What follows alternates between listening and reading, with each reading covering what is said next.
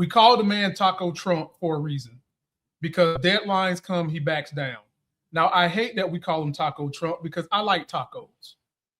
It is a Mexican cuisine that I love, and I don't want anything that I love to be associated with Donald John Trump. But we do call him that. And so he's been telling us we're winning this war, lie after lie after lie.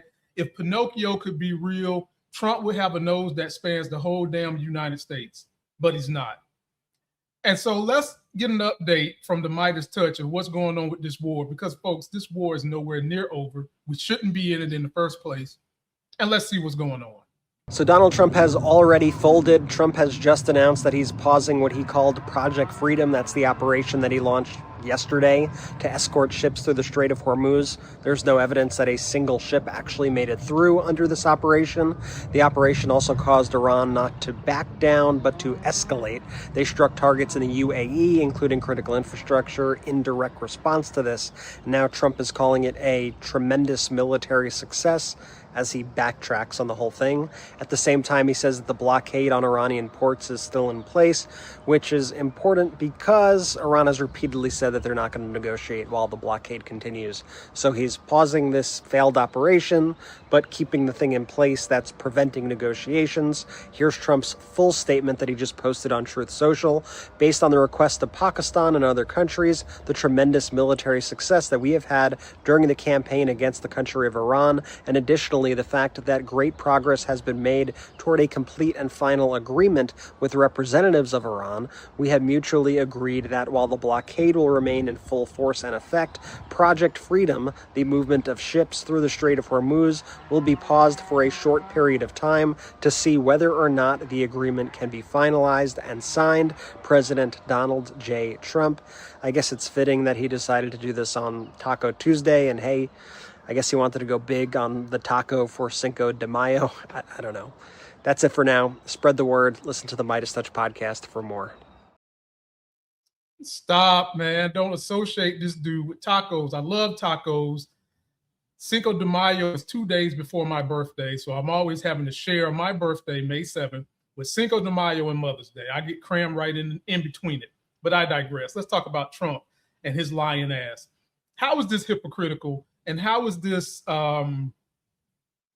outside what white America has put as a narrative that we should follow? Number one, they always tell us we should be trying to make peace while their white asses is not doing that. Number two, they tell us that if we verbally make a commitment, we should follow through. Trump's not doing that either. I was always taught be humble by white America. When has Trump ever been humble? Even in this lie social post, he's up here bolstering about what he's going to do, how he's going to do it. And folks ain't done nothing but lie and back down. Iran is a country that does not have nuclear weapons. Most of the country has been poor for years. So it's basically like the big bad New York is fighting some small town in Kansas. But the small town in Kansas that doesn't have the resources is basically kicking your ass. That's what we got going on here.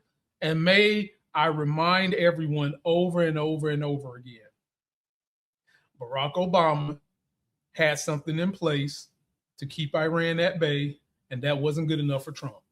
He had to tear that up because he hates the thought that a black man was president in this country. He hates the thought that a black man got stuff done in this country.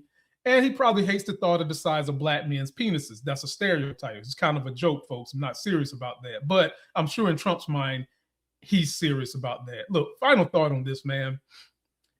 Gas prices have been going up like 50 cents a week in the United States because of the shit going on in the Strait of Hormuz. Iran pretty much controls it. It's not theirs, but they control it based on their proximity.